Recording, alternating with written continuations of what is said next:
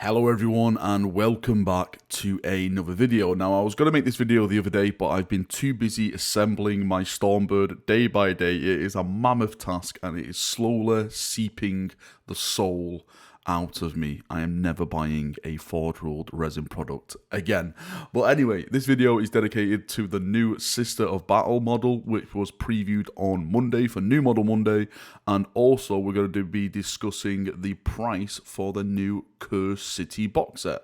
Now in the background we have the new Adeptus Sororitas model. This is called the Dogmata model. And the pose. This is probably been discussed about a lot, but my first initial thoughts on this model is that I don't like it. I don't think it blends well with the rest of the Sister stuff. My initial thought was, is this an old Sister of Battle model? Because compared to some of the new Sister stuff, it doesn't look new. Maybe it's the paint job that has actually been put on this model, but the face really stands out as does not fit in the model. There's definitely an option for the helmet, which I massively prefer over this head. Holding of the so-called Crozius, because this Dogmata model is technically a chaplain model for the Sisters, and we'll get onto that in a second, because I actually want to talk about Sisters basically just becoming Space Marines now, which I think takes away from what I see Sisters as. But yeah, the pose holding that so-called Crozius, I don't mind the underhand, but it's the overhand.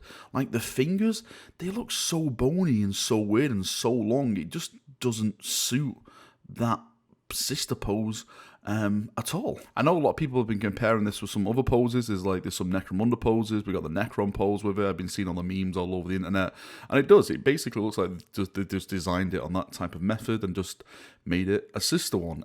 Some of the pictures you see in the background now is the helmet version, which again I massively prefer. I think I prefer the candles on the backpack rather than the Sister symbol. On the back of the model, you can see, I don't know if are those stirrups or handcuffs. I'm not too sure. She's got a book.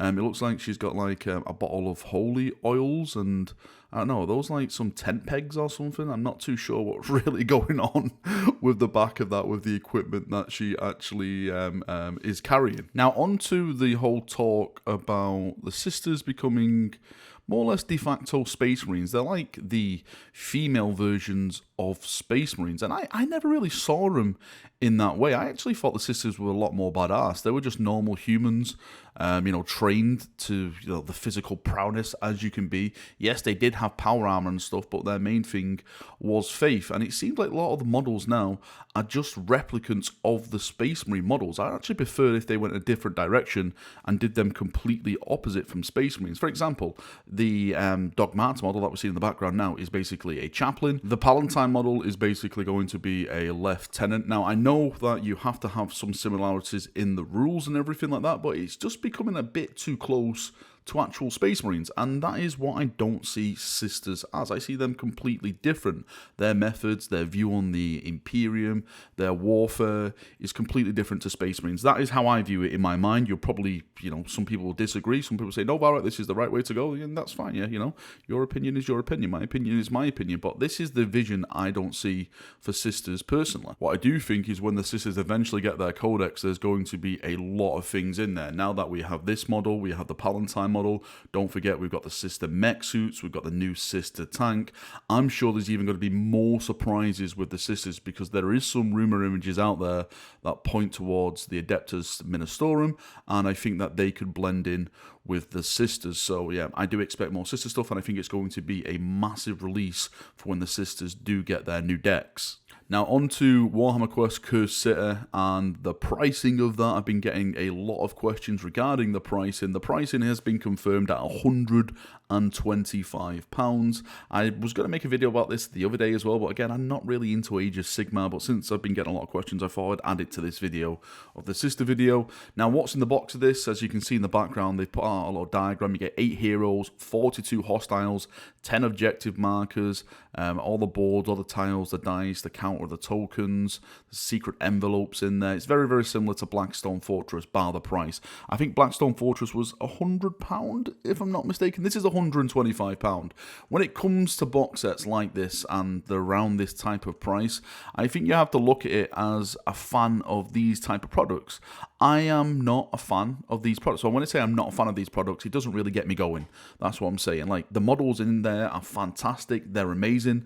But this whole, playing like an RPG in a city or Blackstone Fortress, it's not really my type of game that I actually play. So it's down to you. Are you going to play this as a friend? Are you going to just buy these for the actual models? If I was to buy this box set, for me personally, I would just get them for the models. As I'm looking forward to the old world, I was thinking to myself, maybe I should get this just for the models so I can convert them into other things in the future. The problem with that is that we don't know really what the scale is going to be when it comes to the old world. I am thinking that it's going to be the Age of Sigmar scale, but I don't want to start buying stuff and then it turns out to be a different scale, and then I'm like, oh boy, I've got all these models that I don't actually want. Anyway, back to the pricing, £125. What do you think about that? Is that worth it for you?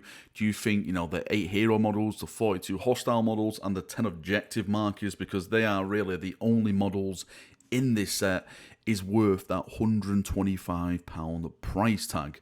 Now, one thing GW did confirm, and if you're looking to buy this, you're going to have to be up at the time if it goes live, because GW confirmed that it's going to be 1 per household, so there is an exclusivity on this Cursed City box set. And what that means is that when something is made exclusive at Games Workshop, the eyes of the scalper fall upon it. They make the bot accounts, they buy it all, they send it to different addresses, they get it, and then they put it on eBay for sometimes double, triple, quadruple the price. It is absolutely insane what these bastards can do and start ruining everything like that. So if you want this box set, please make sure you get on at the correct pre-order date. Hopefully it's not that bad on the website. I know the GW website has been tanking recently when a lot of people have been trying to get on and trying to be ordering stuff, so fingers crossed that does not happen. Anyway, Chaperudinos, thank you for coming, thank you for watching this video. If you've got any thoughts, feedback, anything like that, post it down below and we can have a nice little talk down there as we always do. See you now, have a great day, and bye-bye.